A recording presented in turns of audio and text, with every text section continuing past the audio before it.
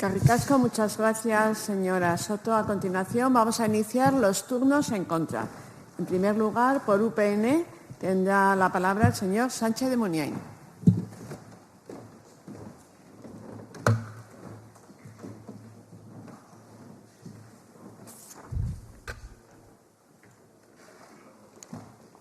Buenos días, muchas gracias, presidenta. En esta moción no hay más que comenzar a leer la exposición de motivos para comprobar que se apoya en una falsedad. Dice que existe, textualmente, un volumen relevante de viviendas vacías.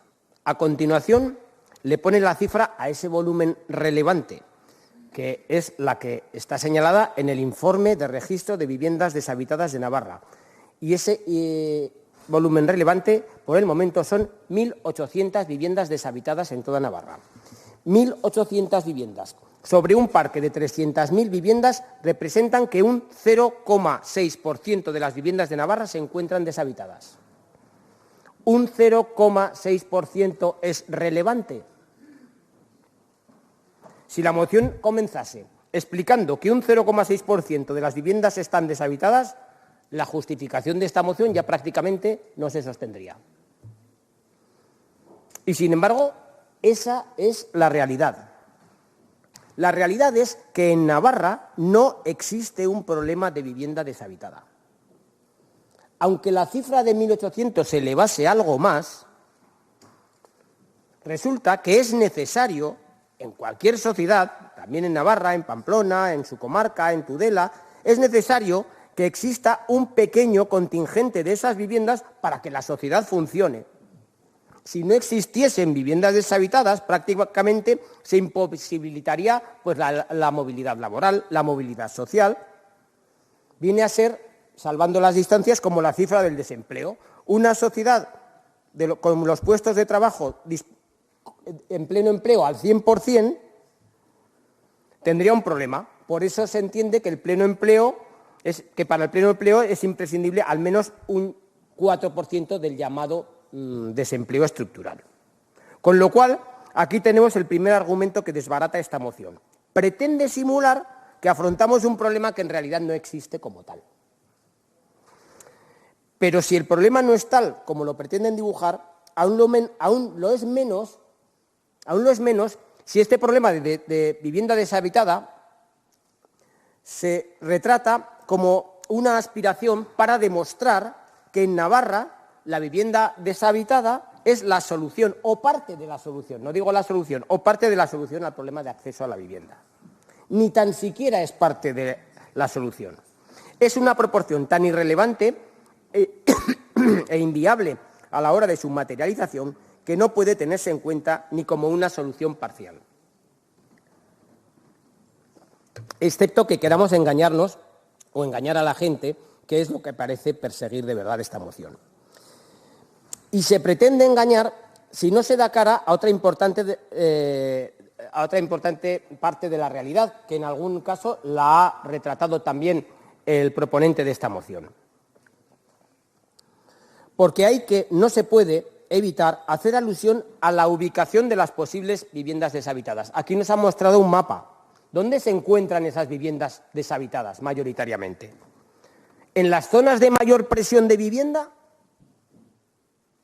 ¿O en las áreas de la comunidad foral donde no se concentra la demanda de vivienda? Porque la realidad nos dice, y lo hemos visto, que buena parte de esas viviendas se hallan en áreas alejadas de las que sí existe un problema real de demanda de vivienda.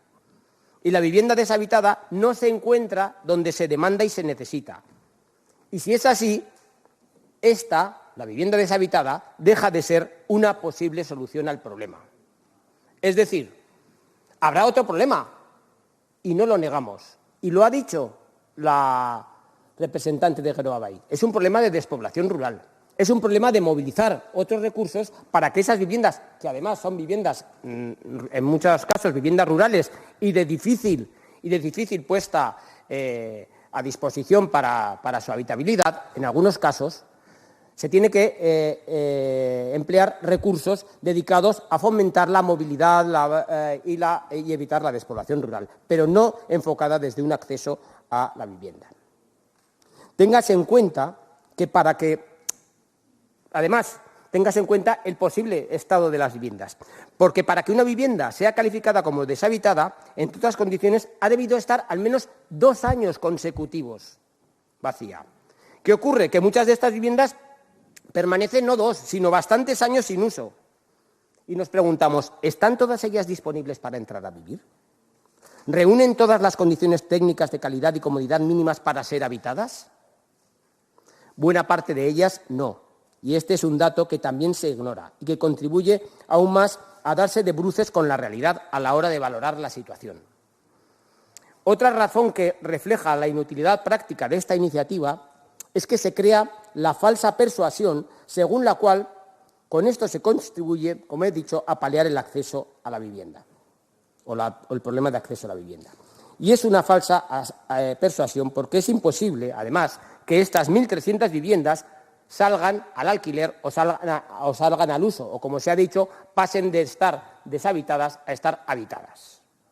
Sabemos, además, que como es necesario para calificar una vivienda deshabitada es preciso afrontar, ya se ha dicho algunos de los pasos, afrontar un proceso en el que, lógicamente, no debe de faltar, por ejemplo, el principio de audiencia de los afectados propietarios, los cuales, como es lógico, no van a estar dispuestos a que se califique su vivienda como deshabitada si además es con el fin de atizarles a continuación un nuevo impuesto. Nadie se va a dejar tranquilamente que se le califique su vivienda como deshabitada y tiene fórmulas relativamente a su alcance para evitar esta calificación. En resumen, ni hay un problema de vivienda vacía o deshabitada, ni la vivienda deshabitada está en la ubicación y condiciones adecuadas, ni es posible contar con ella para generar expectativas sobre los miles y miles de familias que esperan el acceso a una vivienda asequible. En materia de vivienda,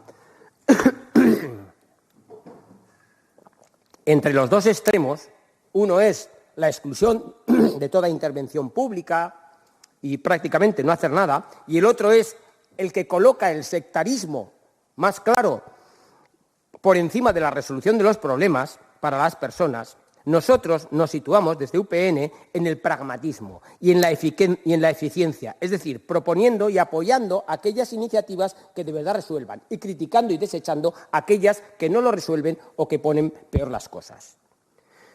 No niego que, al menos últimamente, algunos de ustedes se han colocado en alguna ocasión en el pragmatismo por encima de su propia ideología, pero con iniciativas como esta, de nuevo, hacen prevalecer sus dogmas sectarios por encima de la resolución de problemas de la gente. También coincido en que no es adecuado por el principio de autonomía local proponer que un Parlamento le diga qué tiene que hacer a la Federación de Municipios y Concejos. La Federación, los ayuntamientos tienen su propia autonomía, su propia capacidad de decisión, sus propios órganos para asociarse y tomar sus decisiones y sus propias mayorías. Y ahí será donde tienen que tomar las decisiones sin que este Parlamento les tenga que instar, decir lo que tienen que hacer, puesto que, lógicamente, tienen la misma capacidad de decisión en su ámbito que nosotros en el nuestro. Por último, he de decir que es más fácil dar confianza e incentivos a los propietarios que pueden alquilar que castigarles y amenazarles de manera constante. Por lo tanto, votaremos en contra de esta moción.